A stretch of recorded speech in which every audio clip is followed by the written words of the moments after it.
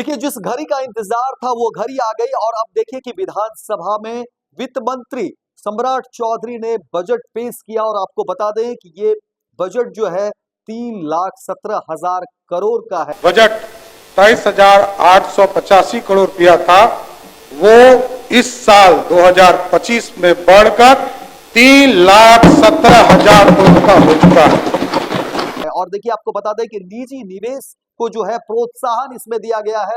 ये बातें देखिए अब एक बार फिर से जो है कम से कम ऐसे लोगों के लिए बड़ी खबर निकल कर सामने आ रही है। और देखिए, इस बजट से काफी जो है लोगों को उम्मीद रही है और अब सम्राट चौधरी ने विधानसभा में बजट पेश किया और आपको बता दें कि 3,17,000 करोड़ का ये बजट है 2025 से 26 का। और देखिए, इस बजट का तमाम बिहारवासियों को इंतजार था, लेकिन अब इस बजट में देखिए कि कई ऐसे क्षेत्र हैं जिसको बढ़ावा देने की बात कही जा रही है। और आपको बता दें कि इस बार का जो बजट है पिछले बजट की तुलना में कहीं ज्यादा है और अब इस पर पूरी विस्तार से तमाम खबरें निकलकर अब सामने आएगी। हालांकि आपको बता दें कि बिहार के डिप्टी सीएम और वित्त मंत्री सम्राट चौधरी ने जैसे ही बजट पेश करने के लिए वो खड़े होते हैं, तमाम जो है सदन के अंदर जो विधायक है, मंत्री हैं, वो सम्राट चौधरी को एकटक देख रहे थे और विपक्ष के भी जो विधायक हैं, क्योंकि देखिए इससे पहले भी कई सारे सवाल बजट को लेकर के हो रहे थे और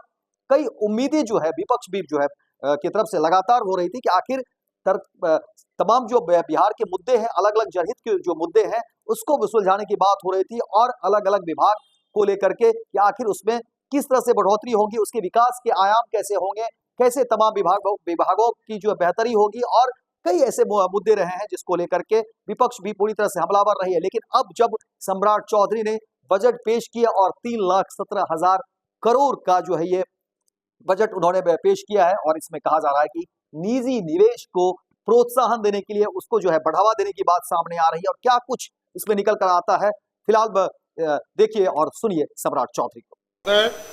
समृद्ध और सशक्त भारत निर्माण के लिए निर्धारित किए गए विजन 2047 के साथ साथ समृद्ध बिहार की परिकल्पना को साकार करने के हमारे प्रयासों को द्रुत गति प्रदान करने के उद्देश्य से आज मैं बिहार सरकार का बजट प्रस्तुत कर रहा हूं। आप अवगत हैं कि वर्षों की अराजकता के बाद राज्य को विकास के पथ पर लाने के लिए हेतु पिछले लगभग 2 दशकों से नीतीश सरकार ने सफलतापूर्वक प्रयास किया है। अध्यक्ष महोदय, आज बिहार के विकास के लिए हमारे प्रयासों को राज्य की जनता ने जन समर्थन देकर सराहा है। इसके लिए हम उनका अभिनंदन करते हैं। साथ ही हमें एहसास है कि हमारी सरकार द्वारा वर्षों से अथक प्रयास से तैयार किए गए राज्य के विकास के लिए जरूरी मजबूत ढांचा के आधार पर नए बिहार के निर्माण के लिए और अधिक प्रयास करने की जरूरत है। इसके लिए हमारे साथ आदरणीय प्रधानमंत्री श्री नरेंद्र मोदी जी का मार्गदर्शन और आदरणीय मुख्यमंत्री श्री नीतीश कुमार जी के कुशल नेतृत्व की शक्ति और दृष्टि है, जो हमारे लिए विकसित बिहार की कल्पना को साकार करने के लिए प्रेरणा का कार्य करती है।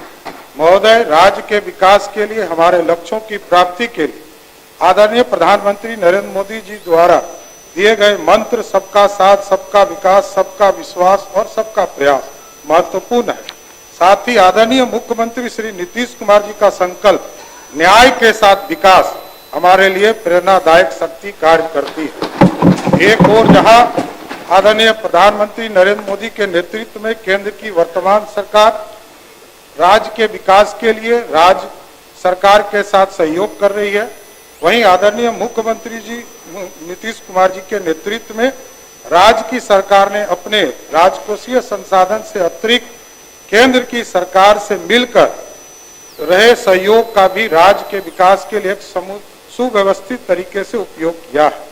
महोदय, इस वर्ष प्रस्तुत केंद्र सरकार के बजट में बिहार को प्राथमिकता देने के लिए हम आदरणीय प्रधानमंत्री जी का विशेष आभार करते हैं। पिछले वर्ष के केंद्रीय बजट में भी देश के विकास के लिए सर्वोदय की जो अवधारणा प्रस्तुत की गई, उसमें बिहार के विकास के लिए कई प्रावधान किए गए। केंद्र और राज्य की डबल इंजन की सरकार के समेकित सहयोग से बिहार समग्र विकास और तेज गति से आगे बढ़ेगा, ऐसा हमारा पूर्ण विश्वास है।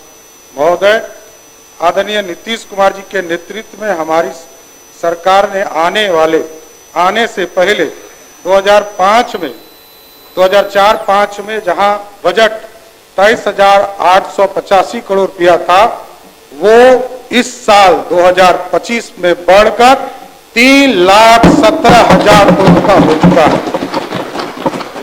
महोदय, न केवल बिहार के बजट के आकार में वृद्धि हुई, बल्कि नीतीश सरकार ने राज्य में वित्तीय अनुशासन को भी स्थापित किया है।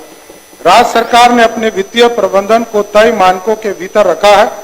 राज्य सरकार बढ़े हुए बजट का उपयोग राज्य के समन्वित विकास को आगे बढ़ाने में किया है, जिससे विभिन्न संकेतों और में समय के साथ हुए सुधार में देखा जा सकता है।